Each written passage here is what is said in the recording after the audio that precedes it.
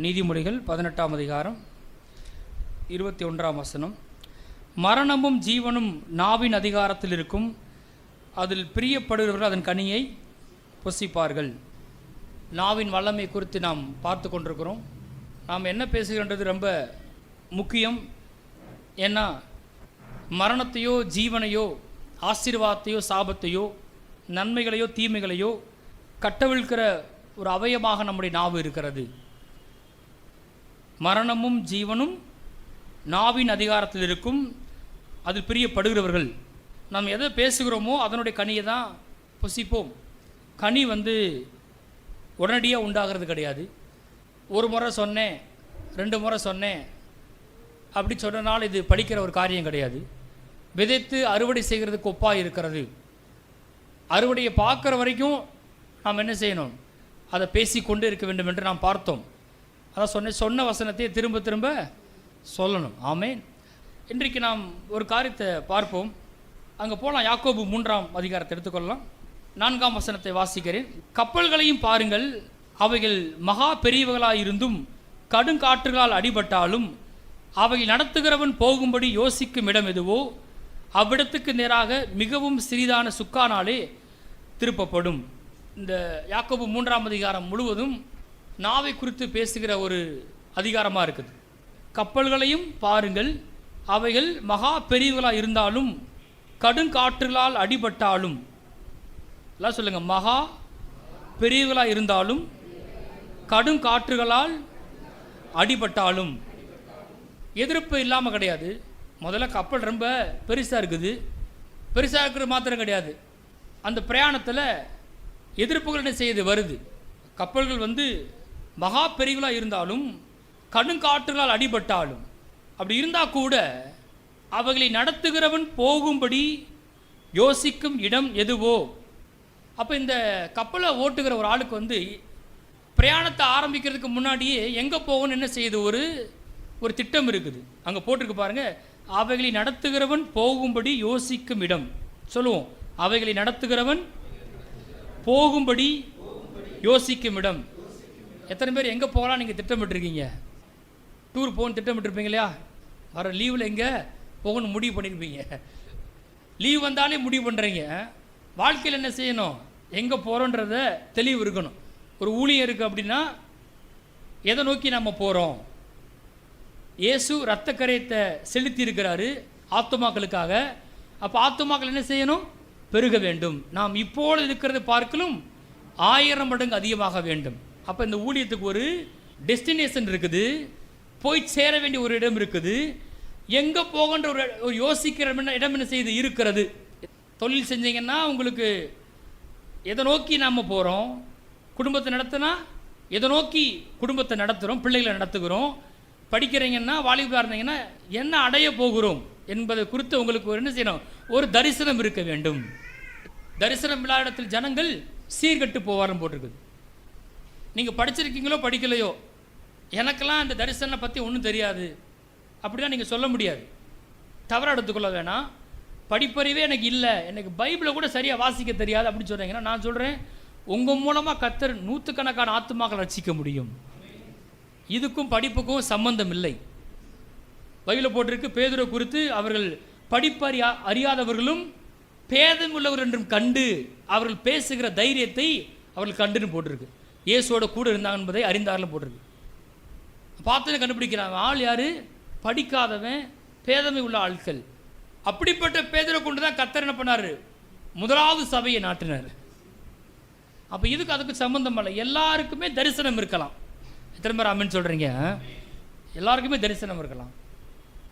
கப்பலை நடத்துகிறவன் போகும்படி யோசிக்கும் இடம் எதுவோ. அந்த கப்பல்கள் இருக்கு இல்லையா, அது மகா பெருசாக இருக்கு இல்லையா, அது நம்முடைய வாழ்க்கையாக இருக்குது. சில பேருக்கு வாழ்க்கை ரொம்ப மகா பெருசாக இருக்குது, நடத்துறதுக்குள்ளேயும். இதில் வேற ஏற்கனவே அது ரொம்ப மகா பெருசாக இருக்குது. இதில் என்ன வந்துடுது? கடுங்காற்று வேறு அடிக்குது. இருக்கிறதுல இது வேறையா? ஆனால் எனக்கு போகிறதுக்கு ஒரு இடம் செய்து இருக்குது. நான் இதை அடைய வேண்டும் என்ன செய்கிறேன்? விரும்புகிறேன். எனக்கு ஒரு தரிசனம் இருக்குது. கர்த்தர் இந்த வார்த்தையிலேருந்து எனக்கு ஒரு தரிசனத்தை கொடுத்துருக்கிறாரு. ஆபிரகாமை சந்திக்கும் போது ஒரு தரிசனத்தை கொடுத்தார். வீட்டுக்குள்ளே இருக்காத, வெளியே வா, வானத்தை அண்ணாந்து பார், நட்சத்திரங்கள் என்ன உன்னாலே கூடுமான அவைகளை எண்ணு, உன் சந்ததி இவ்வண்ணமாயிருக்கும். நீ கிழக்கேயும் மேற்கேயும் வடக்கேயும் தெற்கேயும் நடந்து திரி, நீ காண்கிற பூமி முழுவதை நான் உனக்கு தருவேன். கர்த்தர் பார்க்க வைக்கிறார். யாக்கோபு சொல்றாரு, உன் கண்களை ஏறெடுத்து பார், பிறக்கிற ஆட்டுக்குட்டி எல்லாம் புள்ளியும் வரியுமா இருக்கிறதை நான் காண்கிறேன். யோசேப்பு சொன்னாரு, உன் அரிக்கட்டுகள் நிமிர்ந்து நிற்கும்னார். கர்த்தர் யாரை சந்திச்சாலும் முதல்ல என்ன கொடுத்துட்றாரு? தரிசனம் கொடுத்துட்றாரு. நீ அடைய வேண்டிய ஒன்று என்ன செய்து இருக்குது, உனக்கு ஒரு லக்கு இருக்குது. எத்தனை பேர் அந்த மாதிரி ஒரு கோல் இருக்குது உங்களுக்கு இருக்குதா? இப்போ அங்கே போட்டிருக்கு, அவைகள் நடத்துகிறவன் போகும்படி யோசிக்கும் இடம் எதுவோ, வாசிப்போம் எல்லாரும் சத்தமா, அவைகள் நடத்துகிறவன் போகும்படி யோசிக்கும் இடம் எதுவோ அவ்விடத்திற்கு நேராக, எல்லாம் சொல்லுங்க, அவ்விடத்திற்கு நேராக. வீடை கட்டணம் எத்தனை பேர் நீங்கள் தரிசனம் வச்சுருக்கிறீங்க? ஆனால் அது பார்த்தா பெருசாக இருக்குது, கடுங்காற்று அடிக்குது, இதெல்லாம் செய்ய முடியுமான்னு தோணுது. தரிசனம் இருக்குது, கரெக்டாக என்ன செய்ய முடியுதா? அவ்விடத்திற்கு நேராக. மாற்றி கீத்திலாம் கிடையாது, கொஞ்சம் அப்படி இப்படிலாம் கிடையாது.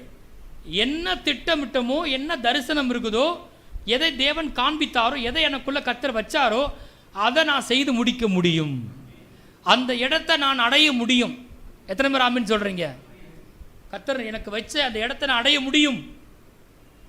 கர்த்தர் எனக்கு வைத்த அந்த நோக்கத்தை, அந்த உயர்ந்த திட்டத்தை, எனக்குள்ள வைத்த அந்த அவர் வைத்த அவருடைய ஆசையை, விருப்பத்தை இந்த வாழ்நாளில் செய்து முடிக்க முடியும். அதை நான் பார்க்க முடியும், கரெக்டாக செஞ்சிட முடியும். அவ்விடத்திற்கு நேராக கொஞ்சம் கூட மாறலை போயிட முடியும். எப்படி போக முடியும்னு கேட்டால் போட்டிருக்கு பைபிளில், வாசிப்போம். அவ்விடத்திற்கு நேராக, வாசிப்போம் சத்தமாக, மிகவும் சிறிதான சுக்கானாலே திருப்பப்படும். ஆஹா, என் வாழ்க்கையில் எனக்கு இருக்கிற தரிசனத்தை நான் அடைவதற்கு கர்த்தர் கொடுத்திருக்க அவயம் தான் என்னுடைய நாவாக இருக்கிறது. அது மிகவும் சிறிதானதாக இருக்குது, அற்பமாக இருக்கிற மாதிரி தெரியுது. கப்பல் மகா பெருசாக இருக்குது, கடுங்காற்று அடிக்குது, போக வேண்டிய இடம் என்று ஒன்று இருக்குது, அங்கே போய் ரீச் ஆக முடியும், அவ்விடத்துக்கு நேராக போய் சேர்ந்துட முடியும். எப்படி போய் சேர முடியும்னு கேட்டால் மிகவும் சிறிதான சுக்கானாலே. அது எதை குறிக்குது? நம்முடைய நாவை குறிக்கிறது. அப்போ கர்த்தர் எனக்கு வைத்திருக்கிற தரிசனத்தை நான் அடைவதற்கு கர்த்தர் கொடுத்த அவையும் தான் என்னுடைய நாவு. ரொம்ப கவனமாக கையாளணும் பாருங்கள். ஏன்னா இந்த நாவு கடுங்காற்றால் அடிபடுகிற அந்த கப்பலின் திசையை மாற்ற முடியும். அப்படின்னா என்ன சொல்ல வருது? நான் பேசுகிற வார்த்தைகள் என் வாழ்வின் திசையை மாற்ற முடியும். அது என்னுடைய டெஸ்டினேஷனை நான் போய் சேருகிற இடத்தை என்ன செய்யுது? நிர்ணயிக்கிறது. நான் எதை பேசுகிறேனோ அந்த இடத்துக்கு போய் சேருவேன். சொல்லுங்க, என்னுடைய நாவு, நான் பேசுகிற வார்த்தைகள் என் வாழ்வின் திசையை திருப்புகிறது. மிகவும் சிறியதான சுக்கானாலே திருப்பப்படும். எல்லாரும் சத்தமாக அந்த வசனத்தை, 4ஆம் வசனத்தை வாசிப்போம். பொறுமையாக வாசிங்க. கப்பல்களையும் பாருங்கள், அவைகள் மகா பெரியவர்களாக இருந்தாலும் கடும் காற்றுகளால் அடிபட்டாலும் அவைகளை நடத்துகிறவன் போகும்படி யோசிக்கும் இடம் எதுவோ அவ்விடத்திற்கு நேராக மிகவும் சிறிதான சுக்கானாலே திருப்பப்படும். எல்லாம் சொல்லுங்க, திருப்பப்படும். அப்படின்னா லைஃப்பை நான் திருப்ப முடியும். இது வரைக்கும் நீங்கள் போய்கிட்டு இருக்க திசை ஒருவேளை திக்கு தெரியாமல் போய்கிட்டு இருக்குன்னு சொல்லலாம். ஆனால் நாவை பயன்படுத்தி அதை திருப்ப முடியும். திருப்பப்படும். எல்லாம் சொல்லுங்க, திருப்பப்படும்.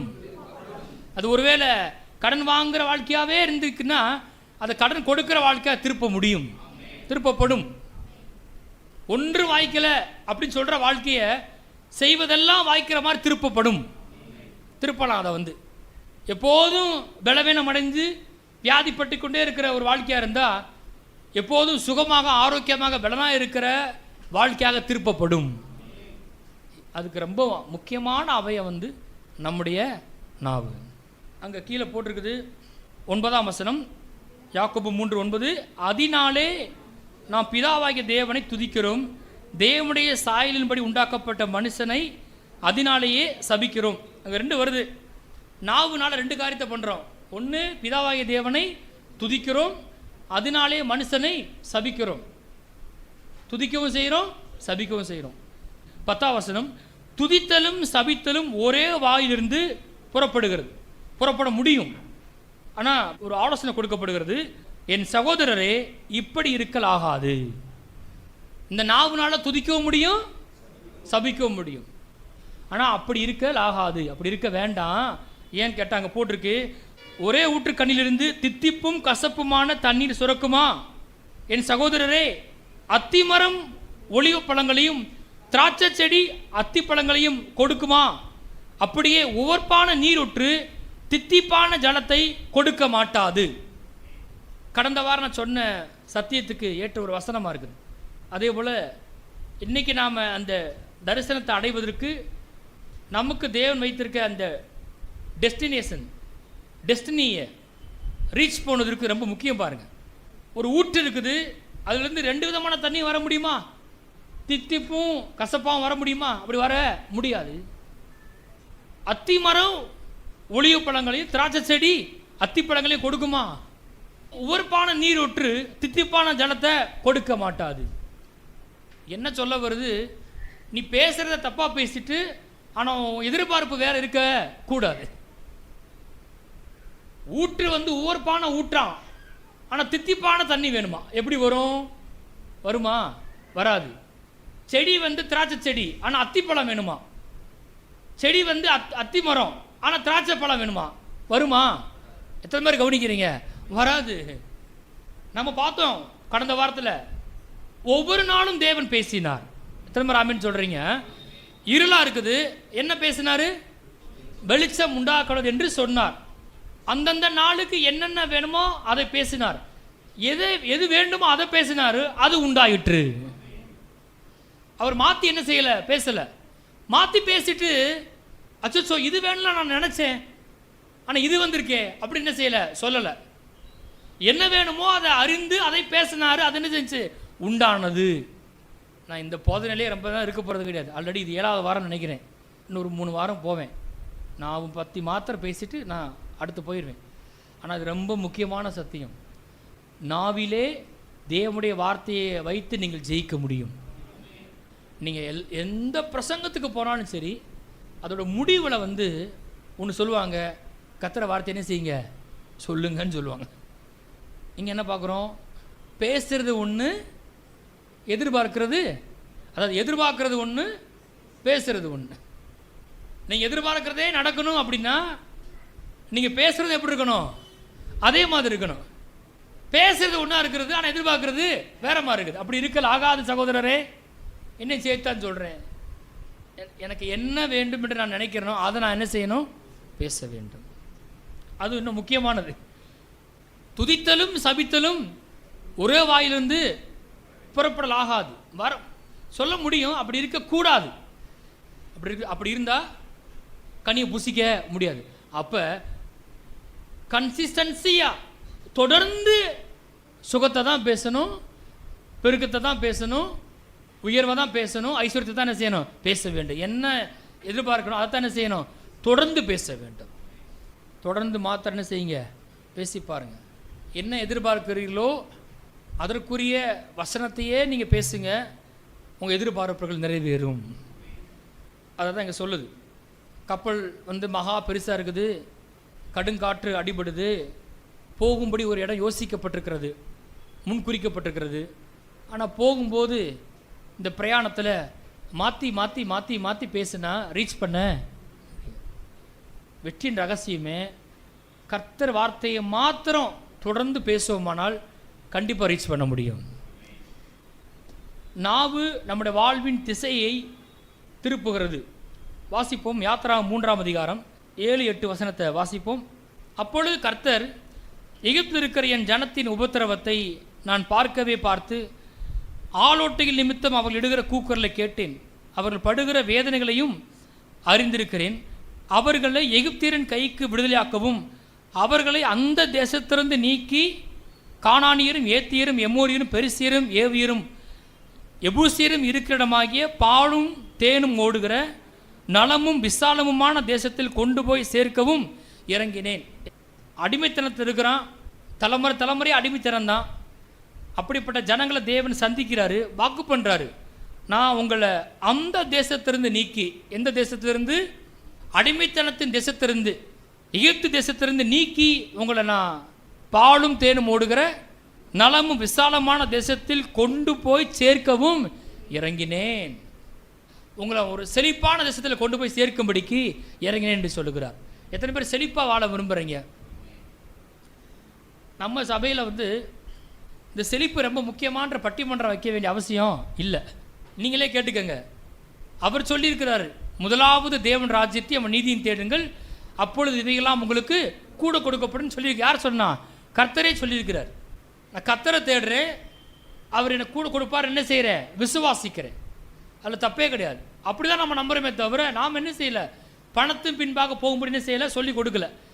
நாம் என்ன சொல்கிறோம்? பணம் முக்கியமாக, சபை முக்கியமாக என்ன சொல்கிறோம்? சபைக்கு வர்றது முக்கியம்னு சொல்கிறோம், தேவனுடைய சமூகம் முக்கியம்னு சொல்கிறோம். அவை நம்ம ரொம்ப கண்மூடித்தனமாக பணத்தை நாடுங்க, கண்மூடித்தனமாக செழிப்பு என்ன செய்யல நம்ம போதிக்கவில்லை. அப்படி செய்யவே இல்லை. தனிப்பட்டவத்தில் நம்ம நிதானித்து பார்ப்போம். கடன் இல்லாத வாழ்க்கை நீங்கள் வாழ்கிறீங்களா? கடன் கொடுக்குற வாழ்க்கையை வாழ்கிறீங்களா? நீங்கள் சாப்பிட்டு திருப்தி மிச்சம் எடுத்துட்டீங்களா? நற்கிரியைகளை செய்கிறதுக்கு எப்பொழுதும் எல்லாவற்றிலும் சம்பூர்ணமாக இருக்கிறீங்களா? அந்த இடத்த நீங்கள் அடைஞ்சிட்டீங்களா? என்ன நற்கிரியை? ஏன் ராஜ்யத்தை எடுத்துக்கிறோமே, ஒரு ஆலயம் கட்டுறோம், ஆலயத்துக்கு உங்களால் செக் எழுத முடியுதா? உங்களால் கொடுக்க முடியுதா? பெரிய காரியங்களுக்கு கொடுக்க முடியுதா?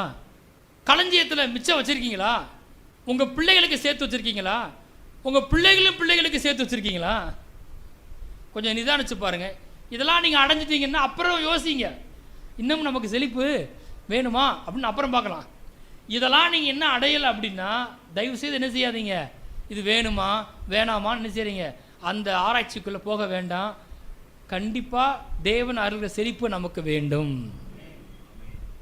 பாலும் தேனும் ஓடுகிற நலமும் விசாலமுமான தேசத்தில் கொண்டு போய் சேர்க்கும் இறங்கினேன். இல்லை சொல்லுங்க, பாலும் தேனும் ஓடுகிற நலமும் விசாலமுமான தேசம்.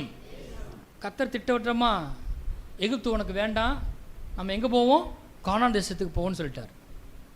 எகிப்து அடிமைத்தனத்தின் தேசம், அதில் நீ ரொம்ப கஷ்டப்பட்டு வாழ்ந்த. ஆனால் நான் ஒன்று அழைச்சிட்டு போகிற தேசம் ரொம்ப வித்தியாசமான தேசம். நான் உங்களுக்கு வாசிக்க போகிறேன். இப்போ நான் அப்போ போக வேண்டிய இடம் கானான் தேசம். நான் உங்களுக்கு சொன்னேன், அவையை நடத்துகிறவன் போகும்படி யோசிக்கும் இடம் எதுவோ அவ்விடத்துக்கு நேராக மிகவும் சிறிதான சுக்கானால திருப்பப்படும். அப்போ கர்த்தர் சொல்லிட்டாரு, கொண்டு போய் சேர்க்கவும் இறங்கினேன். நாம் என்ன பேசுகிறது ரொம்ப ரொம்ப முக்கியம். இந்த பிரயாணத்தில் நாம் என்ன பேசுகிறது ரொம்ப ரொம்ப முக்கியம். ஏன்னா அது நம்முடைய வாழ்வின் திசை என்ன செய்ய முடியும், மாற்ற முடியும். அடிமைத்தனமாக இருக்கலாம், ஆனால் கர்த்தர் சொன்னதை பேசணும் அப்படின்னா கண்டிப்பாக என்ன செய்யப்படும், திருப்பப்படும். கர்த்தர் வார்த்தைக்கு விரோதமாக பேசினாலும் திருப்பப்படும். நம்ம என்ன பேசுகிறோமோ நாவு என்ன செஞ்சிடும், வாழ்க்கையை திருப்பும். அதை மட்டும் நம்ம பார்ப்போமே. இப்போ அங்கே போகலாம். நம்ம உபாகம் 1ஆம் அதிகாரம் 27ஆம் வசனத்தை எடுத்துக்கொள்ளுங்க. இதோ உன் தேவனாய கர்த்தர் அந்த தேசத்தை உனக்கு முன்பாக வைத்திருக்கிறார் சொன்னார் இல்லையா? இதோ மரணத்தையும் ஜீவனையும் ஆசீர்வாதத்தையும் சாபத்தையும் இன்று நான் உனக்கு முன்பாக வைக்கிறேன். அந்த மரணமும் தீமையும் சாபமும் ஆதாமுடைய பாவத்தால் வந்தது, அதுவும் இங்கே இருக்க தான் செய்யுது. ஆனால் எதுவும் இருக்குது, என்னுடைய குமாரனாய் இயேசுவை நான் கொடுத்து ரத்தத்தை சிந்தி சம்பாதித்த ஜீவனும் ஆசீர்வாதமும் நன்மை என்ன செய்யப்பட்டிருக்கு, இங்கே தான் இருக்குது. ரெண்டுமே எங்கே இருக்குது? உனக்கு முன்னாடி தான் இருக்குது. நான் இந்த வானத்தையும் பூமி சாட்சி வைக்கிறேன். ஆதலால் நீயும் உன் சந்ததியும் பிழைத்திருக்கும்படிக்கு நீ ஜீவனை தெரிந்து கொள், நீ ஆசீர்வாதத்தை தெரிந்து கொள், நீ நன்மையை தெரிந்து கொள், நீ நீடி ஆயுளை தெரிந்து கொள், நீ பெருக்கத்தை தெரிந்து கொள், நீ தெரிந்து கொள். எப்படி தெரிந்து கொள்? ஏற்கனவே காண்பிச்சு. அதெல்லாம் ஜீவன் எங்கே இருக்குது? வார்த்தையில் இருக்குது. நான் என்ன எப்படி அதை எடுக்க போகிறேன்? வாயில் சொல்லுவது மூலம் எடுக்க போகிறேன். நான் எவ்வளோ முக்கியம் பார்த்தீங்களா? கர்த்தர் எனக்கு முன்பாக வைத்திருக்கிற அந்த ஜீவனையும் அந்த ஆசீர்வாதத்தை நன்மையை எடுக்க வைக்கிற ஒரு அவயன்னா நாவு. பேசி தான் நான் அதை எடுக்கிறேன். கர்த்தர் இங்கேயும் சொல்றாரு, இதோ உன் தேவனாய் கர்த்தர் அந்த தேசத்தை உனக்கு முன்பாக வைத்திருக்கிறார். நான் சொல்கிறேன், செழிப்பான வாழ்வு உங்களுக்கு முன்பாக வைக்கப்பட்டிருக்கிறது. எங்க பாஸ்டர் வைக்கப்பட்டிருக்கு? இப்போதான் உங்களுக்கு ஒரு வசனம் வாசித்து காண்பிச்சனே, அடிமைத்தனத்தின் தேசத்திலிருந்து நீக்கி பாலும் தேனும் ஓடுகிற நலமும் விசாலமான இடத்துல கொண்டு போய் சேர்க்கும்படிக்கு இறங்கினேன். அதாங்க அந்த வாழ்க்கை. கர்த்தர் வாழ்க்கையை வார்த்தையாக கொடுத்துருக்காரு. முதல்ல அது உனக்கு முன்பாக வைக்கப்பட்டிருக்கிறது. நீ எதை எடுத்து புசிக்க போற? உனக்கு முன்பாக வைத்திருக்கிறார். அந்த தேசத்தை குறித்து தேவன் கொடுத்த வார்த்தை தான் அந்த வாழ்க்கையை என்ன செய்ய போகுது? அடைய வைக்க போகுது. அந்த வார்த்தை என்ன செய்யக்கூடாது? அசட்டை பண்ணக்கூடாது. பாருங்க, அப்படிப்பட்ட ஒரு தேசத்தை உனக்காக வைத்திருக்கிறேன்னு வார்த்தையை சொல்றாரு. நான் கேட்குறேன், மெய்யாகவே அப்படி ஒரு தேசம் இருந்துச்சா இல்லையா? கர்த்தர் உங்கள்கிட்ட ஒரு வார்த்தையை சொல்றார் அப்படின்னா அதை ஏற்கனவே ஆயத்தப்படுத்தி வைத்திருக்கிறார். வார்த்தை வந்துருச்சுனாலே அது ஏற்கனவே என்ன செய்யப்பட்டிருக்கிறது? அது ஆயத்தமாக இருக்கிறது. கர்த்தர் சொன்னாலே சிருஷ்டிக்கப்பட்டுரும். இன்னும் சொல்லப்போனால் சிலுவையில் ரத்தத்தை சிந்தி சம்பாதித்து வைத்திருக்கிறார். இந்த பைபிளில் ஒரு வார்த்தை சொல்லப்படுது, உங்களுக்கு முன்பாக வருது அப்படின்னா அது வார்த்தை இல்லை, அது ஏற்கனவே ஆயத்தம் பண்ணி வைக்கப்பட்ட ஒரு நன்மையாக இருக்கிறது. அது நிஜமா இருக்குது. இருக்கிற இடம் வந்து எகிப்து, அடிமைத்தனத்தின் தேசம். சுற்றி ஒரே கஷ்டமாக இருக்குது. ஆனால் வார்த்தை மாத்திரம் வருது, இது இல்லை நிரந்தரம், உன்னை அங்கே கூட்டு போக போகிறேன். ஆமென். அப்படி ஒரு தேசம் என்ன செய்து உனக்கு இருக்குது. ஆனால் இப்போ உனக்கு என்ன கிடைக்குது? நீ கண்ணால் பார்க்க முடியாது. என்ன மட்டும் வருது உனக்கு? வார்த்தை மாத்திரம்தான் வருது. இப்போ இன்னொரு விஷயம், நீ அந்த வார்த்தை என்ன செஞ்சிடக்கூடாது? அசட்டை பண்ணிடக்கூடாது. உன்னை நோக்கி வருகிற அந்த வார்த்தை நீ என்ன செய்யக்கூடாது? அசட்டை பண்ணக்கூடாது. அதான் போட்டிருக்கு, அவருடைய வார்த்தையை விசுவாசியாமல் இச்சிக்கப்படத்தக்க தேசத்தை அசட்டை பண்ணினார்களாம். சங்கீதம் 106 போட்டிருக்குது. இப்படி வந்து சொன்னா என்ன பண்றாங்களாம்? அவர் சொன்ன வார்த்தையை விசுவாசியாம அந்த இச்சிக்கப்படத்தக்க தேசத்தை அசட்டை பண்ணினார்கள். எல்லாம் சொல்லுங்க, இச்சிக்கப்படத்தக்க தேசம். இச்சிக்கப்படத்தக்க தேசம், பிள்ளைகள் வாழ்வு இச்சிக்கப்படத்தக்க வாழ்வு. அப்படியே நம்பின அந்த வார்த்தையை. இது வந்து இது ஒரு பாஸ்ட் எழுதின புத்தகம் கிடையாது. நல்லா கவனிங்க. கடவுள் சொல்ற வார்த்தை ரொம்ப முக்கியம். ஒரு வார்த்தையினால பிழைப்பான் போட்டிருக்குது. இப்போ இருக்கிற பார்க்கலும் 1000 மடங்குன்னா 1000 மடங்கு. இச்சிக்கப்படத்தக்க தேசம்னா இச்சிக்கப்படத்தக்க தேசம். ஆனால் இன்னைக்கு அப்படி இல்லையே அப்படி சோர்ந்து போயிடக்கூடாது. அதுதான் பேசிட்டு இருக்கிறோம். எல்லாரும் பார்த்து இச்சிக்கப்படத்தக்க தேசத்துக்கு நான் உன்னை கொண்டு போக போறேன்றார். சொல்லுங்க, கானான் தேசம். கடவுள் உங்களை கொண்டு போக விரும்புகிற கொடுக்குற அந்த வாழ்க்கையை பற்றின ஒரு படத்தை அது கொடுக்குது. அந்த ஒவ்வொரு வார்த்தையும் ரொம்ப ரொம்ப முக்கியம். அங்கே வாசிப்போம், அங்கே போட்டிருக்கு, இதோ உன் தேவனாய கர்த்தர் அந்த தேசத்தை உனக்கு முன்பாக வைத்திருக்கிறார். உன் பிதாக்களுடைய தேவனாய கர்த்தர் உனக்கு சொன்னபடியே நீ போய் அதை சுதந்தரித்துக்கொள், பயப்படாமலும் கலங்காமலும் இரு என்றேன். அப்போ தேசம் முன்னாடி இருக்குது, அதை போய் என்ன செய்யணும்? சுதந்தரிக்கணும்.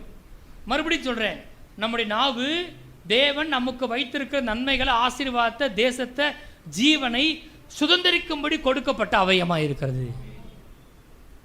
இந்த பிரயாணத்தில் இந்த நாவை நாம் பயன்படுத்தலை அப்படின்னா அதை என்ன செய்ய முடியாது? சுதந்திரிக்க முடியாது. எத்தனை பேர் சுதந்திரிக்க விரும்புகிறீங்க? கர்த்தர் சம்பாதித்த காரியங்களை என்ன செய்யணும்? இப்போ சம்பாதிக்க வேண்டிய அவசியம் இல்லை. என்ன செய்யணும்? பொசஸ் பண்ணணும். எப்படி அந்த லேண்டை பொசஸ் பண்ணுறதுன்னு கேட்டால் நாவினால தான் பொசஸ் பண்ண முடியும். சிலுவையிலே அவர் சம்பாதித்த நன்மைகளை சுதந்திரிக்க வைக்கிற அவயம் தான் என்னது? நாவு. இந்த ஒரு சத்தியத்தை நம்ம கற்றுக்கிட்டோம் அப்படின்னா இதை வச்சே ஜெயிச்சிடலாம். நாவுல தேவனுடைய வார்த்தை. இங்கே சொல்றாரு, நீ போய் அதை சுதந்திரித்துக்கொள். யோசுவாட்ட சொல்றாரு முதல் வார்த்தை, இந்த புஸ்தகம் உன் வாயை விட்டு பிரியாதிருப்பதாக. இது என்னங்க வித்தியாசமாக இருக்குது? தேசத்தை கொடுத்தேன், போய் சுதந்திரித்துக்கொள் அப்படின்னு சொன்னால் முதல் கண்டிஷன் என்ன போடுறாரு? இந்த புஸ்தகம் உன் வாயை விட்டு பிரியாதிருப்பதாக. அப்படி இருந்துச்சு அப்படின்னா கண்டிப்பாக நீ என்ன செய்வ? சுதந்திரிப்ப. சுதந்திரிக்க வைக்கிற அவயம்தான் நாவு. நாவுன்னா வெறுமன சாப்பிட்றதுக்கு மாத்திரம் கிடையாது. வாசிப்போம் தொடர்ந்து 22ஆம் வசனம். அப்பொழுது நீங்கள் எல்லாரும் என்னிடத்தில் வந்து நமக்காக அந்த தேசத்தை சோதித்து பார்க்கவும், நாம் இன்ன வழியாய் அதில் சென்று இன்ன பட்டணங்களுக்கு போகலாம் என்று நமக்கு மறு செய்தி கொண்டு வரவும், நமக்கு முன்னாக மனிதரை அனுப்புவோம் என்றீர்கள். அது எனக்கு நன்றாய் கண்டது. கோத்திரத்திற்கு ஒருவனாக 12 மனிதரை தெரிந்தெடுத்து அனுப்பினேன். அவர்கள் புறப்பட்டு மலைகளில் ஏறி எஸ்கோல் பள்ளத்தாக்கம் மட்டும் போய் அதை வேவு பார்த்து வாசிப்போம். அத்தேசத்து கனிகளில் சிலவற்றை தங்கள் கையில் கொண்டு வந்து தங்கள் கையில் எடுத்துக்கொண்டு நம்மிடத்தில் வந்து, நம்முடைய தேவனாய கர்த்தர் நமக்கு கொடுக்கும் தேசம் நல்ல தேசம் என்று நம்மிடத்தில் சொன்னார்கள். எத்தனை பேர் ஆமென் சொல்கிறீங்க? கர்த்தர் வந்து வார்த்தையெல்லாம் சொல்றார், உனக்கு நான் ஒரு நல்ல வேலையை தரப்போகிறேன், ஆமென், உனக்கு நான் நல்ல இடத்த தரப்போகிறேன், நல்ல ஊழியத்தை தரப்போகிறேன். போய் செக் பண்ணிட்டு வந்துட்டாங்க. போய் அங்கே அந்த தேசத்துக்கு போய் உளவு பார்த்து அங்கே இருக்க கனிகளை சிலவற்றை கொண்டு வந்து அவங்க சொல்கிறாங்க, நம்முடைய தேவனாய கர்த்தர் நமக்கு கொடுக்கும் தேசம் நல்ல தேசம் என்று நம்மிடத்தில் சொல்றாரு. என்ன சொல்லுங்க? நல்ல தேசம். சொல்லுங்க, நல்ல தேசம். இங்கே அப்படியே கை வச்சுக்கோங்க. அங்கே போங்க, என்ன 13 போங்க, 23ஆம் வசனத்தை வாசிப்போம். பின்பு அவர்கள் எஸ்கோல் பள்ளத்தாக்கு மட்டும் போய் அங்கே ஒரே குலையுள்ள ஒரு திராட்சை கொடியை அறுத்தார்கள். அதை ஒரு தடியிலே 2 பேர் கட்டி தூக்கி கொண்டு வந்தார்கள். மாதுளம் பழங்களிலும் அத்தி பழங்களிலும் சிலவற்றை கொண்டு வந்தார்கள். அங்கே இருக்கதான் கொஞ்சம் இங்கே போட்டிருக்கு, இங்கே டீட்டெயிலாக வருது. அதில் கனிகளை கொண்டு வந்தாங்களே, எப்படி கொண்டு வந்தாங்கன்னு கேட்டால், எத்தனை கொலை இருக்குது? ஒரே கொலை. ஒரே கொலையில் ஒரு திராட்சை கொடி. அதை என்ன பண்ணுறாங்கன்னு கேட்டால் 2 பேர் ஒரு தடியில் கட்டி சுமந்து கொண்டு வருகிறார்கள். நீங்கள் திராட்சை பழம் வாங்கினா நிறையா கொலை இருக்கும் இல்லையா? இங்கே ஆண்டு போட்டிருக்காரு, ஒரே ஒரு கொலை தான்ப்பா, ஒரே கொலையில் ஒரு திராட்சை கொடி. அதை தூக்குறதுக்கு எத்தனை பேர்? 2 பேர். 2 பேர் யுத்த புருஷர்கள், சாதாரண ஆளுகள் கிடையாது.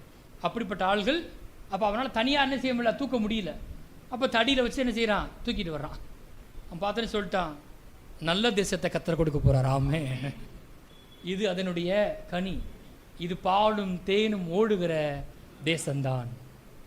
கன்ஃபார்மாக நல்ல வேலையை தரப்போகிறார் கர்த்தர். ஆமே, பிரைஸ் எல்லாம் ஹல்லேலூயா.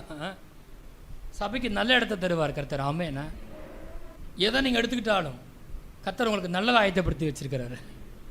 அப்போ அங்கே வந்துடுவோம். உபாகம் 1ஆம் அதிகாரத்துக்கு அப்படி திருப்புங்க. 26ஆம் வசனத்தை வாசிங்க, சத்தமாக வாசிங்க. என்ன போட்டிருக்கு? ஆமாம், அப்படி இருந்தும் நீங்கள் போக மாட்டோம் என்று உங்கள் தேவனாய கர்த்தருடைய கட்டளைக்கு விரோதமாக எதிர்த்து கர்த்தருக்கு விரோதமாக கலகம் பண்ணுறாங்க. எப்படி கலகம் பண்ணுறாங்க? தப்பாக பேசுகிறாங்க, அந்த தேசத்தை பற்றி தப்பாக பேசுகிறாங்க. அங்கெல்லாம் போவோம், போயிட்டு முடிச்சிருவோம். கர்த்தருக்கு விரோதமாக மாத்திரம் கலகம் பண்ணாதிருங்கள். எப்படி கலகம் பண்ணா? கொடி பிடிச்சானா? பேசி, அது குறிப்பாக அந்த கர்த்தர் கொண்டு போகிற தேசத்துக்கு விரோதமாக பேசி, அவன் விட்டு வந்த தேசத்தை குறித்து பேசி. 27ஆம் வசனம், உங்கள் கூடாரங்களில் முறுமுறுத்து கர்த்தர் நம்மை வெறுத்து நம்மை அழிக்கும் பொருட்டாக நம்மை எமோரின் கையில் ஒப்பு கொடுக்கும்படி நம்மை எகிப்து தேசத்திலிருந்து புறப்பட பண்ணினார். எப்படி பேசுகிறான் பாருங்களேன். கடுங்காற்று வருமா? கடுங்காற்று வருமா? வரும். உடனே எப்படி பேசுவீங்களா? வரலாம், ஆனால் கர்த்தர் என்னை கொண்டு போய் சேர்ப்பார். அப்படி தானே யோசுவா காலம் பேசினாங்க. தொடர்ந்து வாசிப்போம். 28, நாம் எங்கே போகலாம்? சொல்லுங்க, எங்கே போகலாம்? இல்லை எங்கே போகலாம்? நீங்கள் சொல்லுங்க, எங்கே போகலாம்? பாலும் தேனோட சேர்த்துக்கு போகலாம் சொல்லிட்டார் கர்த்தர். இப்போ கேட்குறான், நம்ம எங்கே போவோன்றான். எங்கே போகண்டா, நம்ம எங்கே போகலாம்?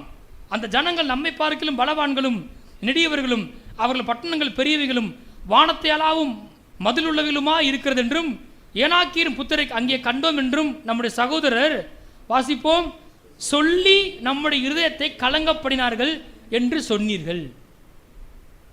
அனுப்பிச்ச 12 பேரில் 10 பேர் என்ன பண்ணுறான்? இப்படி தான் பேசுகிறான். அங்கே இருக்கிற ஆளுகள்லாம் ரொம்ப நெடியவர்கள், பட்டணம் அரணிப்பான பட்டணம், அங்கே போக முடியாது, செத்தோம் நாமன்றான். அப்படி சொல்லி நம்முடைய இருதயத்தை கலங்கப்படினார்கள். சரி பரவாயில்ல, பேசுகிறாங்க. தொடர்ந்து வாசிங்களேன், என்ன பதில்னு பாருங்களேன். அப்பொழுது நான் உங்களை நோக்கி, நீங்கள் கலங்காமலும் அவர்களுக்கு பயப்படாமலும் இருங்கள். உங்களுக்கு முன் செல்லும் உங்கள் தேவனாய கர்த்தர் தாமே எகிப்தில் உங்களோடு இருந்து உங்கள் கண்களுக்கு முன்பாக செய்த எல்லாவற்றை போலவும் வனாந்திரத்தில் செய்து வந்தது போலவும் உங்களுக்காக யுத்தம் பண்ணுவார். இப்போ ஒரு தடையை பார்க்குறீங்க, கடுங்காற்று அடிக்குது, நல்லா கவனிச்சுக்கோ. எகிப்தில் பண்ணது போலவே, வனாந்திரத்தில் பண்ணது போலவே இப்போவும் கர்த்தர் உனக்காக யுத்தம் பண்ணுவார். இந்த சத்தியத்தை வச்சு என்ன செய்யலாம்? வார்த்தைக்கு மாற்றி பேசாமல் இருக்கலாம் இல்லையா? சொன்ன வசனத்தையே திரும்ப திரும்ப சொல். ஆனால் இவன் சொல்கிறான், இல்லை போச்சு, இந்த பிரச்சனை ரொம்ப பெரிய பிரச்சனையாக இருக்குது, போய் சேர முடியாது அப்படின்னு சொல்கிறான். அவர் கொடுக்குற பதிலை பார்த்தீங்கன்னா கொஞ்சம் திங்க் பண்ணிப்பார், கொஞ்சம் பின்னாடி யோசித்துப்பார். எகிப்தில் யாரை ஜெயிக்க வச்சார்? யாரை மேற்கொண்டு உனக்கு கொண்டு வந்தார்? பார்வோன். எகிப்தில் யார் யுத்தம் பண்ணா? கர்த்தர் யுத்தம் பண்ணார். எகிப்திலே கர்த்தர் யுத்தம் பண்ணது போலவும் வனாந்தர வழியாக வரும்போது யுத்தம் பண்ணார். வனாந்தர வழியாக யுத்தம் பண்ணது போலவும் இப்பொழுது யுத்தம் பண்ணுவார். வாசிப்போம் தொடர்ந்து. 31, ஒரு மனிதன் தன் பிள்ளையை சுமந்து கொண்டு போவது போல நீங்கள் இவ்விடத்திற்கு, எல்லாம் சொல்லுங்க, இவ்விடத்திற்கு. அப்போ நீங்கள் கானான் தேசத்துக்கு ரொம்ப நீங்களாவா போகிறீங்க? கப்பலை ஓட்டுறீங்க, கடுங்காற்று வருது, ஆனால் நீங்களா என்ன செய்யலை, போகலை. அங்கே போட்டிருக்கு, ஒரு மனிதன் தன் பிள்ளையை சுமந்து கொண்டு போவது போல நீங்கள் இவ்விடத்துக்கு வருகிற வரைக்கும் நடந்து வந்த வழிகள் எல்லாவற்றிலும் உங்கள் தேவனாய கர்த்தர் உங்களை சுமந்து கொண்டு வந்ததை கண்டீர்களே. நாம தான் அந்த அக்கினி வழியாக போகிற மாதிரி இருக்குது, நாம தான் அந்த அந்த அந்த தண்ணீரை கடக்கிற மாதிரி இருக்குது, ஆனால் கர்த்தர் உங்களை சுமந்து கொண்டு போகிறார். உண்மைதான், பார்க்கறதுக்கு நீங்கள் தான் அந்த வழியாக கடந்து போகிற மாதிரி தெரியுது. இருந்தால் கூட நான் மரணங்களிலும் பள்ளத்தாக்கில் நடந்தாலும் பொல்லாப்புக்கு பயப்படேன், தேவரீர் என்னோட கூட இருக்கிறீர். நீங்கள் எத்தனை பேர் ஆமென் சொல்கிறீங்க உங்களை கர்த்தர் சுமந்து கொண்டு போகிறார் என்று? இல்லை பாஸ்டர், பிரச்சனை இருக்கிறேன். உண்மைதான், ஆனால் நான் சொல்கிறேன் கர்த்தர் வார்த்தையின்படி இப்போ கூட கர்த்தர் உங்களை சுமந்து கொண்டு இருக்கிறார். தொடர்ந்து வாசிப்போம். உங்கள் தேவனாய கர்த்தர் நீங்கள் பாளையம் இறங்கத்தக்க இடத்தை பார்க்கவும் நீங்கள் போக வேண்டிய வழி உங்களுக்கு காட்டவும். பார்த்தீங்களா, எங்கே பாளையம் போடணும், எந்த வழியில் போகணும்னு சொல்லி என்ன பண்ணுறாராம்? இரவில் அக்கினியிலும் பகலில் மேகஸ்தம்பத்திலும் உங்களுக்கு முன் சென்றாரே. எவ்வளோ நிறைய காரியங்கள் இருக்கு பாருங்க. நான் சொல்கிறேன், கண்டிப்பாக நம்மளோட வாழ்க்கை செழிப்பான வாழ்க்கையாக இருக்கும். இப்படி இருந்தும் இந்த காரியத்தை நீங்கள் அவரை விசுவாசியாமல் போனீங்க. அங்கே போட்டிருக்கு, அப்படி இருந்தும் இப்படி இருந்தும். அங்கே போட்டுருந்துச்சு, கனியை கொண்டு வந்துட்டு அந்த தேசம் நல்ல தேசம்தான், கர்த்தர் கொடுக்குற தேசம் நல்ல தேசம், இது அதனுடைய கனி, பாலும் தேனும் ஒரு தேசம் தான் சொல்லியும் அப்படி இருந்தும் நீங்கள் என்ன பண்ணிட்டீங்க? விரதமாக பேசுனீங்க. இங்கே பாருங்க, யுத்தம் பண்ணார், யுத்தம் பண்ணுவேன்றாரு, பயப்படாதீங்க, கலங்காதீங்க, சுமந்து கொண்டு வர்றாரு, பாளையம் மரங்க இடத்தை காட்டுறதுக்கு, வழியை காட்டுறதுக்கு முன் செல்கிறாரு. இப்படி இருந்தும் நீங்கள் என்ன பண்ணுறீங்க? விசுவாசியாமல் போகிறீங்க. அப்படி அவங்க என்ன பேசுனாங்க? என்னாகும் 14ஆம் அதிகாரம், என்னாகும் 14:1 வாசிங்க. அப்பொழுது சபையார் எல்லாரும் கூக்குரலிட்டு புலம்பினார்கள். ஜனங்கள் அன்று ராவு முழுவதும் அழுது கொண்டிருந்தார்கள். இஸ்ரவேல் புத்திரர் எல்லாரும் மோசேக்கும் ஆரோனுக்கு பிரதம முறுமுறுத்தார்கள். சபையார் எல்லாரும் அவர் நோக்கி, வாசிங்க, எகிப்து தேசத்திலே செத்து போனமாலும் நலமாயிருக்கும், இந்த வனாந்தரத்தில் நாங்கள் செத்தாலும் நலம், நாங்கள் பட்டயத்தால் மடியும்படிக்கும் எங்கள் பெண்ஜாதிகளும் பிள்ளைகளும் கொள்ளையாகும்படிக்கும் கர்த்தர் எங்களை இந்த தேசத்துக்கு கொண்டு வந்தது என்ன? எகிப்துக்கு திரும்பி போகிறதே எங்களுக்கு உத்தமம் அல்லவோ என்றார்கள். பின்பு அவர்கள், நாம் ஒரு தலைவனை ஏற்படுத்தி கொண்டு எகிப்துக்கு திரும்பி போவோம் வாருங்கள் என்று ஒருவோடு ஒருவர் சொல்லி கொண்டார்கள். நான் வாசித்த 3 வசனத்தில் எது திரும்ப திரும்ப வருது? சொன்னாங்க. எதை பற்றி சொன்னாங்க? எகிப்தை பற்றி சொன்னாங்க. வாயில் எது வந்துச்சு? எகிப்திலே செத்தாலும் பரவாயில்ல, எகிப்துக்கு திரும்பி போவோம், ஒரு தலைவனை ஏற்படுத்தி எகிப்துக்கே போவோம் பாருங்கள். கர்த்தர் எங்கே கொண்டு போறேன்னு சொன்னார், அதை பற்றி என்ன செய்யல, பேசவே இல்லை. ஆனால் அந்த தேசம் உண்மையிலே எப்படிப்பட்ட தேசமா இருந்துச்சு? நல்ல தேசமா இருந்துச்சு, இச்சிக்கப்படக்க தேசமா இருந்துச்சு, பாலும் தேனும் ஓடுற தேசமா இருந்துச்சு, நலமான தேசமா இருந்துச்சு, விசாலமான தேசமா இருந்துச்சு. அதை பற்றி என்ன செய்யலை, இவங்க பேசவே இல்லை. யுத்தம் பண்ணுவேன்னாரு, அதை பற்றி பேசலை. கூட வருவேன்னாரு, வழிகாட்டுவேன், அதை பற்றி பேசலை. சுமந்து கொண்டு வந்தேன், அதை பற்றி பேசலை. எதை பற்றியும் பேசலை. என்னதான் பேசுகிறான்? எகிப்துக்கு திரும்பி போவோம். 2 வார்த்தை தான் வருது இவனுங்களுக்கு. கடவுள் ஒரு இடம் சொன்னார், பாலும் தேனும் ஓடுகிற நலமும் விசாலமுமான தேசம் ஒரு இடம். இவன் ஒரு இடம் சொன்னான், ஒன்று வனாந்தரம், இல்லைனா எகிப்து. அவளை நடத்துகிறவன் போகும்படி யோசிக்கும் இடம் எதுவோ அவ்விடத்துக்கு நேராக மிகவும் சிறிதான சுக்கானாலே திருப்பப்படும். கர்த்தர் சொன்னதை மாத்திரமே சொல்லிக்கிட்டே இருந்தால் கூட என்ன செஞ்சிருக்கலாம், போய் சேர்ந்திருக்கலாம். திட்டமாக சொல்கிறாங்க, எகிப்துக்கு திரும்பி போவோம், ஒரு தலைவனை ஏற்படுத்தி திரும்பி போவோம் வாருங்கள். போடு யூட்டேன்ன்றாங்க. யூட்டேனை போட சொன்னது யாரு? கானானுக்கு போய்கிட்டு இருக்குது. ஆனால் யூட்டேன் போட சொன்னது யாரு? இவன் தான் சொன்னான், திரும்பி எகிப்துக்கு போயிடும். என்ன 14:7 பேசுறது யாரு? யோசுவாவும் காலேபும் பேசுகிறாங்க. இஸ்ரவேல் புத்திரின் சமஸ்த சபையும் நோக்கி, நாங்கள் போய் சுற்றி பார்த்து சோதித்த தேசம், சத்தமாக சொல்லுங்க, மகா நல்ல தேசம். கர்த்தர் உங்களுக்கு மகா நல்ல வேலையை தருவார், மகா நல்ல இடத்த தருவார், மகா நல்ல வீட்டை தருவார். நல்லது இல்லை, எப்படி இது? மகா நல்ல தேசம். கூட கொஞ்சம் சேர்த்துக்கிறான், மகா நல்ல தேசம் சொல்றாங்க. கர்த்தர் நம்மேல் பிரியமாய் இருந்தால் அந்த தேசத்திலே நம்மை கொண்டு போய் பாலும் தேனும் ஓடுகிற அந்த தேசத்தை நமக்கு கொடுப்பார். கர்த்தருக்கு விரதமாக மாத்திரம் கலகம் பண்ணாதிருங்கள். அந்த தேசத்தின் ஜனங்களுக்கு நீங்கள் பயப்பட வேண்டியதில்லை, அவர்கள் நமக்கு இரையாவார்கள். பாருங்க எப்படி சொல்கிறான் பாருங்களேன். எப்பவுமே நமக்கு எதிராக வர்ற பிரச்சனை நமக்கு என்னவா மாறிடும்? இரையா மாறிடும். ஆமீன் சொல்லுங்க பார்ப்போம். அது கர்த்தருக்கு மகிமையை கொண்டு வந்துடும். ஆமென். அதுவே நமக்கு நன்மையாக மாறி போயிடும். ஆமென். அதுவே நம்ம உயர்வுக்கு படியாக மாறி போயிடும். ஆமென். அப்படிதான் மாறும். கர்த்தர் சொல்லி தான் அனுப்பாரு, ஏனோக்கின் புத்திரரை ஜெயிக்கவே முடியாதுன்னு ஒரு பழமொழி நீ கேள்விப்பட்டிருக்க இல்லையா? இப்போ பாரு, அந்த பழமொழியை நான் இல்லாமல் ஆக்குறேன்றார் கர்த்தர். இவன் ஆள் ஒன்றும் இல்லாத ஆளுங்க, இவனால் ஒன்றும் செய்ய முடியாதுன்றது உண்மைதான். ஆனால் கர்த்தர் அங்கே இருக்கிற பிரச்சனையும் பழமொழியாக்கப்பட்ட பிரச்சனை. ஏனோக்கின் புத்திரர் என்ன செய்ய முடியாது, ஜெயிக்கவே முடியாதுன்னு பழமொழியாக வந்துடுச்சு. ஆனால் கர்த்தர் வேணுக்கே இவனை அங்கே கொண்டு போய் ஒன்னிலும் ஜனம் பெருத்த ஜாதியை ஜெயிக்க வச்சு, அப்போ நான் ஒரு என்ன செய்ய போகிறேன், மகிமை எடுத்துக்கொள்ள போகிறேன்றார் கர்த்தர். நீங்கள் உங்கள் வாழ்க்கையில் இதுவரை எடுக்காத ஜெயத்தை எடுக்க போகிறீங்க. ஆமென். உங்கள் பலத்துக்கு மிஞ்சின ஜெயத்தை, பெருக்கத்தை, பணத்தை பார்க்க போகிறீங்க இயேசு நாமத்தினாலே. சொல்லுங்கள், என் பலத்துக்கு மிஞ்சினது. என்னால் அது முடியாது பாஸ்டர், கர்த்தரால் ஆக போகிறது. அந்த எப்படி பேசுகிறான் பாருங்க. கலகம் பண்ணாதீங்க, இரையாவார்கள், அவர்களை காத்து நிலை அவரை விட்டு விலகி போயிற்று, கர்த்தர் நம்மோடு இருக்கிறார், அவர்களுக்கு பயப்பட வேண்டியதில்லை என்றார்கள்.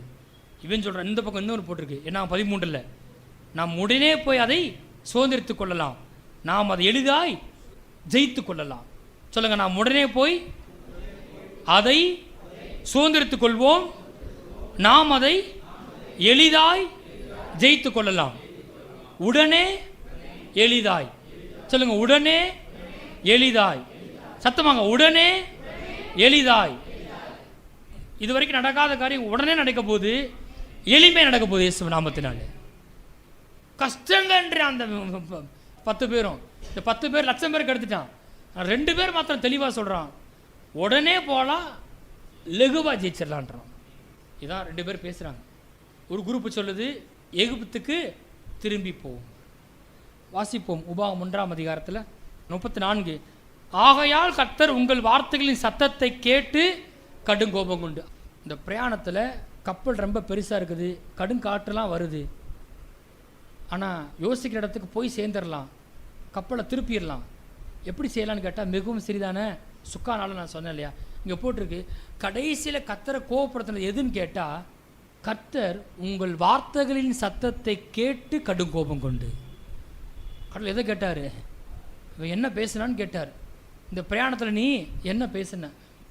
இரவில் அக்னி ஸ்தம்பத்தில், பகலில் மேகஸ்தம்பத்தில், பாளையம் இறங்கத்தை இடத்த காட்ட, வழியை காட்ட போகிறேன். பிரச்சனை வந்தால் யுத்தம் பண்ணுறதுக்கு நான் இருக்கிறேன், தேவைகளை சந்திக்கிறேன். ஆனாலும் உனக்கு என்ன பிரச்சனை? இவ்வளவு செஞ்சு நீ என்ன செய்யலை? என் வார்த்தைக்கு ஒத்து பேசலை. கர்த்தர் அவருடைய வார்த்தைகளின் சத்தத்தை கேட்டு கடுங்கோபம் கொண்டு. கர்த்தர் சொன்ன மாதிரி என்ன செய்யலை? சொல்லவே இல்லை. பிரச்சனையே இதுதான் வாழ்க்கையில் மிக முக்கியமான பிரச்சனை. கடவுள் சொல்றது என்ன செய்யலை? சொல்றதே கிடையாது. அப்படியே அதுக்கு அகைன்ஸ்டா பேசுறது. பயிர்பட்டு கர்த்தர் அவருடைய வார்த்தையின் சத்தத்தை கேட்டு கடுங்கோபம் கொண்டு. நான் இல்லைப்பா, உன் வார்த்தையின்படி உனக்கு கடவுள் சொல்வார், உங்கள் பிதாக்களுக்கு கொடுப்பேன் என்று நான் ஆணையிட்ட அந்த நல்ல தேசத்தை இந்த பொல்லாத சந்ததியாராகிய மனிதரில் ஒருவரும் காண்பதில்லை. எந்த தேசம்? நல்ல தேசம். 36. எப்புன்னையின் குமாரனாகிய காலேப் மாத்திரம் அதை காண்பான். காலேப் மாத்திரம் அதை காண்பான். உங்கள் அப்பா பேர் போட்டுக்கோங்க, சரியா? போட்டு அவர் குமாரனாகிய பிரியன் மாத்திரம் அதை காண்பான். Praise the Lord. ஆமென்.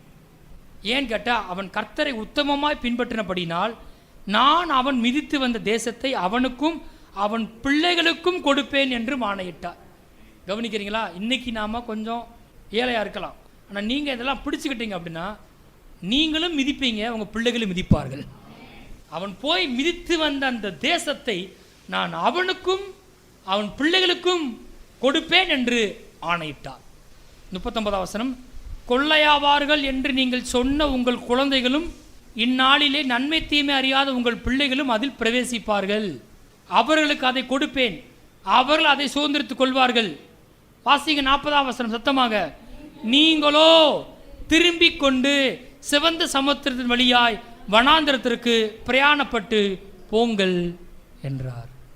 கர்த்தரே சொல்லிட்டாரு, தம்பி கதை முடிஞ்சிருச்சு, யூட்டர்ன் போடு, திரும்பி போயிரு. நல்லா கவனிங்க, நல்லா கவனிங்க. சில வேலைகளை சொல்லுவாங்கள்ல, சிலர் எப்படி யோசிப்பாங்கன்னா, அது இப்போ தேவையில்லை, அவ்வளவு அளவுக்கு அறிக்கையில் முன்னேறின பிறகு அதை சொல்லலாம். சிலர் சொல்லுவாங்க, நான் அறிக்கைப்படி எல்லாத்தையும் மாற்றிடுவேன் அப்படி சொல்லுவாங்க. அறிக்கை மாத்திரம் கிடையாதுங்க, கீழ்ப்படிதல் ரொம்ப முக்கியம். அறிக்கை மாத்திரம் கிடையாதுங்க, நீங்களா சொல்கிறது மாத்திரம் கிடையாது, அதுக்கு கத்துற வார்த்தை இருக்கிறதான்னு ரொம்ப முக்கியம். இது அப்புறம் ஒரு லெவலில் முன்னேறின பிறகு தான். முதல் இருக்கிற வார்த்தையை முதல்ல செய்யணும், சொல்ல பழகணும். இவன் பாருங்க, கொடுக்கப்பட்ட வார்த்தையை ஒழுங்காக சொல்லியிருந்தா இந்த நிலைமை என்ன செய்யிருக்காது, வந்திருக்காது. இப்போ கர்த்தர் கடைசியாக சொல்லிட்டாரு, யோசுவாவும் காலேபும் தான் என்ன செய்வாங்க, பிரவேசிப்பாங்க. நீங்க என்ன செய்யுங்க, நீங்களோ திரும்பி கொண்டு. இப்படியா செய்வார் கர்த்தர், கானானுக்கு கூட்டி போவேன்னு சொல்லிட்டு திரும்ப சொல்றாரு. இப்படிதான் எல்லாரும் சொல்லுவோம். ஆனால் திரும்பவேன்னு சொன்னது யாரு? எகிப்துக்கு திரும்பி போவோன்னு முதல் சொன்னது யாரு? இஸ்ரவேல் ஜனங்க தான் சொன்னா.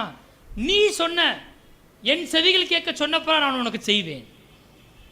அவன் அந்த தேசத்தை அடைவேன்னு சொன்னான்.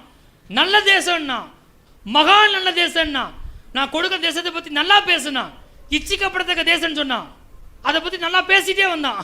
அதை நான் கொண்டு போய் நான் சேர்ப்பேன். அவனை மாத்திரம் அவன் பிள்ளைகளை கொண்டு போய் சேர்ப்பேன்.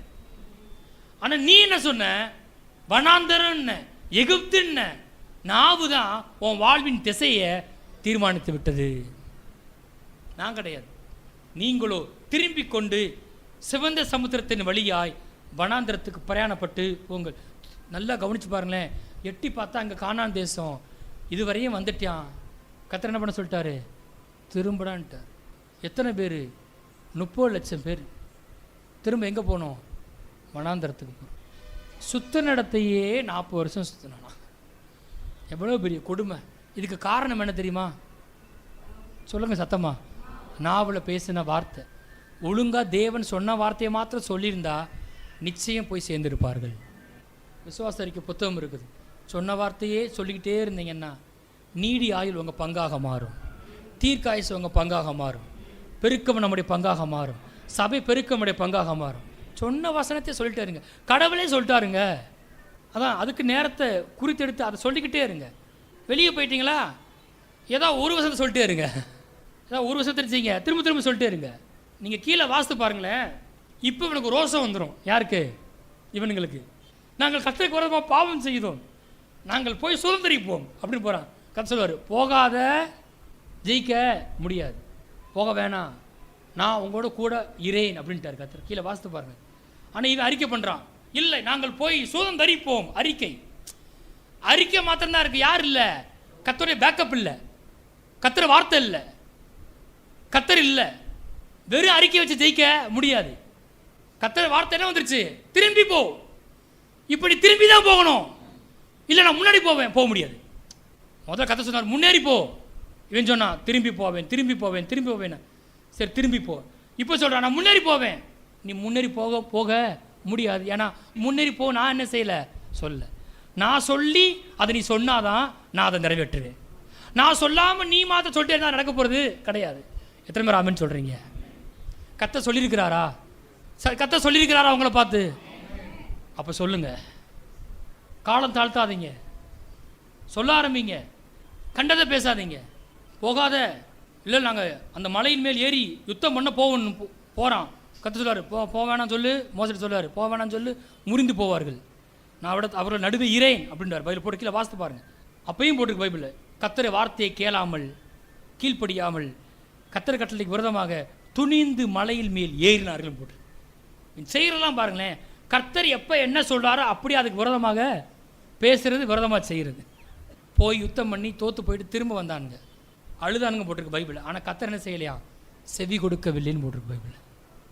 ஆக இன்னைக்கு நாம் மனம் மாறுவோம். எத்தனை பேர் மனம் மாற விரும்புகிறீங்க? செழிப்பை பற்றி விரோதமாக என்ன செய்ய மாட்டேன், நான் பேச மாட்டேன். யோசுவாவும் காலேபும் பேசுகிற மாதிரி பேச போகிறீங்க. அந்த தேசத்தை பற்றி நல்ல நல்ல வசனம் இருக்குது பைபிளில். அது வருஷத்தின் துவக்கம் முதல் முடிவு மட்டும் கர்த்தர் தம்முடைய கண்களை பதித்து வைத்திருக்கிற தேசம்.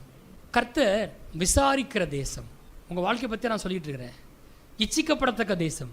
கர்த்தர் பார்த்து வைத்ததும் எல்லா தேசங்களும் சிங்காரமுமான தேசம். அது தாழ்ச்சி இல்லாமல் அப்பம் புசிக்கத்தக்கதும் ஒன்றும் எனக்கு குறைபடாதுமான தேசம். சொல்லலையா? அது ஒலிவு மரங்களும் மாதுளம் செடிகளும் எண்ணெயும் தேனும் உள்ள தேசம். நீ நிரப்பாத நல்ல வஸ்துக்களால் நிரம்பிய வீடுகள், நீ வெட்டாமல் வெட்டப்பட்டிருக்க துறவுகள், நீ நடாமல் நட்டப்பட்டிருக்க திராட்சை தோட்டங்கள், ஒலிவ தோப்புகள், அப்படிப்பட்ட தேசம் போட்டிருக்கு பைபிளில். அப்போ கர்த்தர் நான் கொடுப்பேன்னு சொன்ன அந்த தேசத்தை பற்றி என்ன எப்படி பேசணும்? நல்லா பேசணும். நல்ல தேசம், மகா நல்ல தேசம், சிங்காரமான தேசம். கர்த்தர் உங்களுக்கு சிங்காரமான வீட்டை தருவார். ஆமென். காலம் தாழ்த்த வேண்டாம். செழிப்பின் வசனங்களை பேச ஆரம்பிங்கள். நான் உங்களை எகிப்தின் அடிமைத்தனத்திலிருந்து நீக்கி பாலும் தேனும் ஓடுகிற நலமும் விசாலமுமான தேசத்தில் கொண்டு போய் சேர்க்கவும் இறங்கினேன். சொல்லுங்கள், எல்லாரும் சொல்லுங்கள். கர்த்தர் என்னை பாலும் தேனும் ஓடுகிற, சொல்லுங்க, பாலும் தேனும் ஓடுகிற நலமும் விசாலமுமான, நலமும் விசாலமுமான, சொல்லுங்க, நலமும் விசாலமுமான தேசத்திலே கொண்டு போய் சேர்க்கவும் எனக்கு முன்பாக செல்கிறார். எழுந்திருப்போம். இதோ உன் தேவனாய கர்த்தர் அந்த தேசத்தை உனக்கு முன்பாக வைத்திருக்கிறார். எத்தனை பேர் பைபிள் வச்சுருக்கீங்க? எல்லாம் உயர்த்தி படிங்க பார்ப்போம். பைபிள் எடுங்க, பைபிள் எடுங்க, பைபிள் எடுங்க, பைபிள் உயர்த்தி படிங்க. எங்கெங்கே இருக்குது? எங்கே போகலாம்? என்னங்க இருக்குது? என்னங்க கிடைக்க போகுது? என்ன நன்மைங்க வரப்போகுது? எப்படிங்க இருக்க போகுது? கடுங்காற்று அடிக்கப்படுதுங்க, மகா பெருசாக இருக்குங்க, நகர்த்துறதுக்குள்ளேயும் பெரிய கஷ்டமாக இருக்குங்க. இப்படிலாம் சொன்னீங்கன்னா கர்த்தர் சொல்லுவார், ஆசீர்வாதத்தின் நன்மையும் நல்ல எதிர்காலத்தையும் ஜீவனையும் இந்த பைபிள் மூலமாக உனக்கு முன்பாக வைத்தேன். இதில் இருக்குது. காலம் தாழ்த்தாத, பேச ஆரம்பி. உனக்காக பேசு, உன் பிள்ளைகளுக்காக பேசு, உன் சந்ததிக்காக பேசு, உன் சபைக்காக பேசு, உன் பட்டணத்துக்காக பேசு, உன் உறவினர்களுக்காக பேசு, உன் நண்பர்களுக்காக பேசு. பேச வேண்டியது ஏராளம் இருக்கிறது. சுதந்திரிக்க வேண்டிய ஆசீர்வாதங்கள் ஏராளம் இருக்கிறது. பேசிக்கிட்டே இருந்தோம்னா கண்டிப்பாக செஞ்சிடலாம், சுதந்திரிக்கலாம். பக்கம் சொல்லுங்க, காலம் தாழ்த்தாதீங்க, கர்த்தர் வார்த்தையை அனுதினம் பேசுங்கள். மறுபடியும் சொல்லுங்க, காலம் தாழ்த்தாதீர்கள், கர்த்தர் வார்த்தையை அனுதினம் பேசுங்கள். இன்னொரு முறை சொல்லுங்க, காலம் தாழ்த்தாதீர்கள், இன்றிலிருந்தே கர்த்தர் வார்த்தையை தொடர்ந்து பேசுங்கள். தேங்க்யூ. God bless you.